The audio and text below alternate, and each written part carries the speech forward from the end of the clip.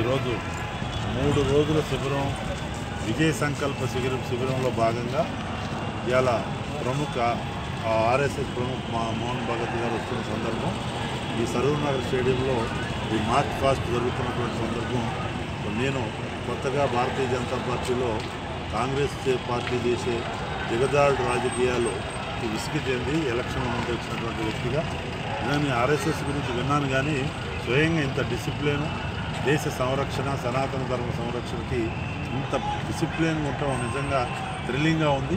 యాక్చువల్గా నేను 3 రోజులు శిబిరంలో ఉండాల్సిన కార్యక్రమం, కానీ కొంత కుటుంబ కార్యక్రమాల వలన కొంత మ్యారేజ్ వ్యవహారాల్లో ఉండటం వలన అయినా తప్పనిసరిగా మరొకసారి అవకాశం తీసుకొని ఆర్ఎస్ఎస్ శిబిరంలో పార్టిసిపేట్ చేస్తే ఈరోజు భగత్ గారు వస్తున్నటువంటి సందర్భంలో స్వయంగా ఇక్కడికి వచ్చి హాజరవుదామని రావడం జరిగింది. భారతదేశాన్ని ఇవాళ ప్రపంచవ్యాప్తంగా కూడా భారతదేశ సనాతన ధర్మాన్ని ఇది చేసుకుంటూ, ఎందుకంటే ఈ సంస్థ మీద అనేక రకాల చాలామంది దుష్ప్రచారం చేశారు. కాంగ్రెస్ పార్టీ ఇంకా చేస్తూనే ఉంది, వివిధ ప్రతిపక్షాలు చేస్తున్నాయి.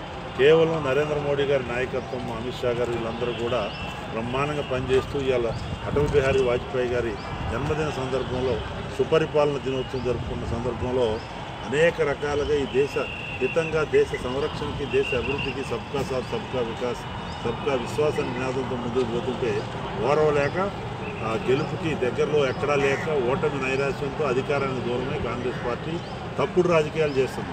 మహారాష్ట్రలో బీజేపీ శివసేనకి అక్కడ ప్రజలు పట్టం కడితే శివసేన పక్కలాగి ముఖ్యమంత్రి పదవి ఆశ చూపించి అట్లా చేశారు.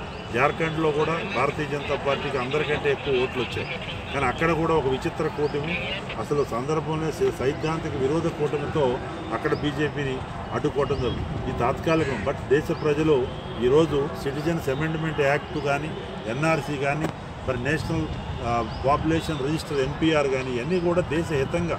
ఎన్ఆర్సీలో కూడా ఏం లేదు, ఇవాళ ఎంఐఎం కానీ ఇతరులు కానీ భయపడాల్సిన పని లేదు. అనవసరంగా రెచ్చగొట్టి ఓటు బ్యాంక్ రాజకీయాలు చేస్తున్నారు. దేశంలో ఏ పౌరుడికి ఇబ్బంది లేదు, ఓన్లీ శరణార్థులు మన హిందువులు, అక్కడ ముస్లిమ్స్, ఈరోజు క్రైస్తవ జన్మదినోత్సవం, క్రిస్టియన్స్, బౌద్ధులు అందరూ కూడా శరణని వచ్చిన వాళ్ళకి 70 సంవత్సరాలు ఏం చేయలేకపోతే మోదీ గారు అమిత్ షా గారు నాయకత్వంలో వాళ్ళు శరణార్థి సిటిజన్షిప్ ఇచ్చే, కానీ దాన్ని కూడా హింసను ప్రేరేపిస్తున్నారు. తొందరలో మొత్తం దేశ ప్రజలు తెలుసుకుంటే ఏదేమైనా చాలా సంతోషంగా ఉంది. ఇంత సిస్టమేటిక్గా డిసిప్లిన్గా ఇంత ఫోర్స్ ఈ పిల్లర్స్ భారతీయ సంస్కృతిని భారతదేశ సనాతన ధర్మాన్ని అన్ని మతాలని అందరినీ కూడా కడుపులో పెట్టుకుని ఒక పెద్దన పాత్రగా ఉండే ఆర్ఎస్ఎస్ దీని మీద అనేక దుష్ప్రచారం చేస్తున్నారు. శోచనీయం. మాకు చాలా సంతోషంగా ఉంది దీంట్లో పార్టిసిపేట్ చేయాలి.